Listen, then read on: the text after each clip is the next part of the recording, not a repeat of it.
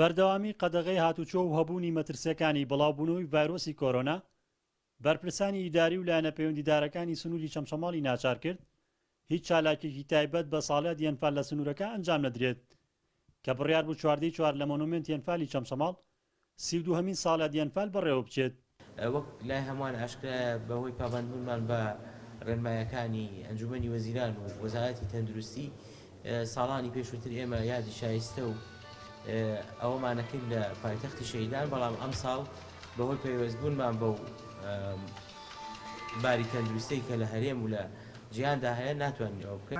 خەڵکی بە شەرەفی چەمچەماڵ و شۆڕش بدەین. ئەگەرچی بۆ ئەم ساڵی چالاکێکی فەرمی بە بۆنەی ساڵیات یەنفالەوە بەڕێوە ناچێت لە ناوچەکە، بەڵام هاوشێوەی دەیان ساڵی ڕابردوو کە سوکار یەنفال کراوان دەیان داواکاریان ئاراسی لایەنە پەیوەندیدارەکان کرد، لەوانە جگە لە دەستگیرکردن و دادگاییکردنی جاش و مستەشارەکان و هێنانەوەی ڕووفات یەنفال کراوان، هاوکات داوای خەرجکردنی پارەی پترۆدۆلاری چەمچەماڵ و ئەنجامدانی چەندان پرۆژەی خزمەتگوزاریان کردەوە بۆ ناوچەکە.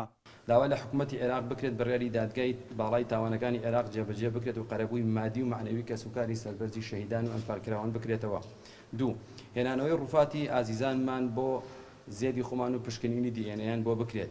سێ، دەستپێکردنی خەرجی ئەو پارەی کە بۆ خانی خۆکرد دروست کرابوو دووبارە حکوومەت و پارەیە سەر بکاتەوە.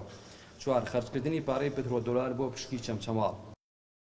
قایمقامی چەمچەماڵیش باس دەوە دەکات لیژنەیەک پێک دێنن لەسەر جێبەجێکردنی داواکاریەکانی کە سوکاریان فالکراوان و داواکاریەکان دەگەێنە سێ سەرۆکایەتەکەی هەرێمی کوردستان.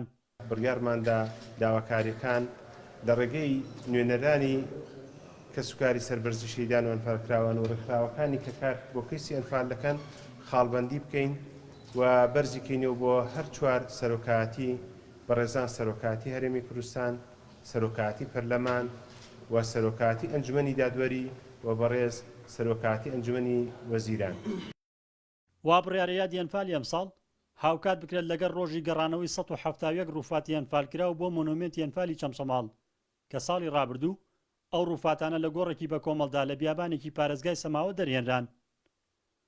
ڕزگار جەبارێن ئارتی، چەمچەماڵ.